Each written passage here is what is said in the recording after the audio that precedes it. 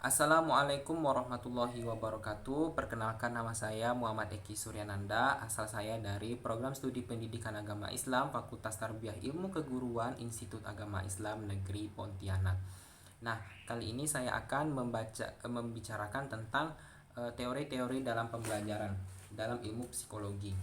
Ilmu psikologi sangat berpengaruh sekali di dalam perkembangan dunia pendidikan, karena ilmu psikologi ini juga dapat memahami dan mempelajari bagaimana karakter siswa, bagaimana kemampuan siswa dan kekurangannya, serta apakah kelebihan siswa tersebut dan apakah kekurangannya. Daripada itu, kita sebagai guru, kita harus bisa juga dapat mempelajari karakter siswa tersebut dari beberapa metode. Salah satunya adalah teori pembelajaran. Teori pembelajaran yang akan saya bawakan ada tiga. Yang pertama behavioristik, kognitif, dan humanistik. Nah, pada masuk pembelajaran pada intinya adalah dari teori behavioristik. Teori behavioristik berpendapat tentang pengalaman belajar. Nah, ada beberapa aspek yang mempengaruhi dari teori behavioristik ini. Yang pertama adalah tujuan pembelajaran, materi pembelajaran, media pembelajaran, serta tujuan belajarnya tersebut. Di dalam teori behavioristik ini juga, seseorang dianggap telah belajar, dianggap telah mempelajari dengan dibuktikannya adalah perubahan tingkah laku dari yang tidak baik menjadi yang baik. Jadi di teori behavioristik ini belajar tentang bagaimana cara kita mengubah perilaku kita dari yang jelek mungkin menjadi yang lebih baik. Yang kedua adalah teori kognitif.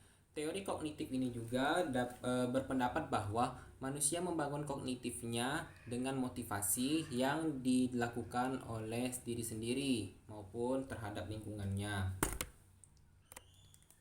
Jadi, inti dari teori kognitif ini adalah belajar merupakan proses dan perubahan persepsi dan pemahaman. Dengan kata lain, berbicara tentang belajar tidak harus tentang perubahan tingkah laku ataupun sikap yang bisa diamati.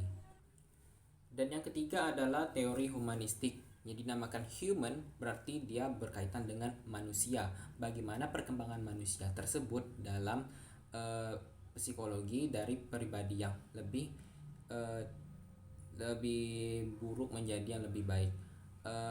Tidak hanya lebih cenderung melihat perkembangan pengetahuan dari sisi kepribadian manusia. Bagaimana juga dia merupakan salah satu teori yang berkaitan dengan manusia. Bukan berarti kognitif itu bukan berkembang pada manusia, bukan seperti behavioristik juga, namun dia lebih menekankan pada kepribadian dari seorang manusia. Teori ini juga pasti memiliki semacam tujuan. Tujuannya adalah untuk membangun dan memotivasi para siswa untuk bisa melakukan hal-hal yang positif, baik secara individual maupun secara kelompok. Di dalam teori humanistik ini juga, guru ataupun pendidik dapat menghasilkan pengajaran berupa kegiatan-kegiatan positif yang berguna dan bertujuan untuk meningkatkan ataupun menggali potensi energi positif dan emosional pada murid. Nah, berbicara tentang teori humanistik ini juga terdapat motivasi. Perbedaannya terdapat pada teori behavioristik.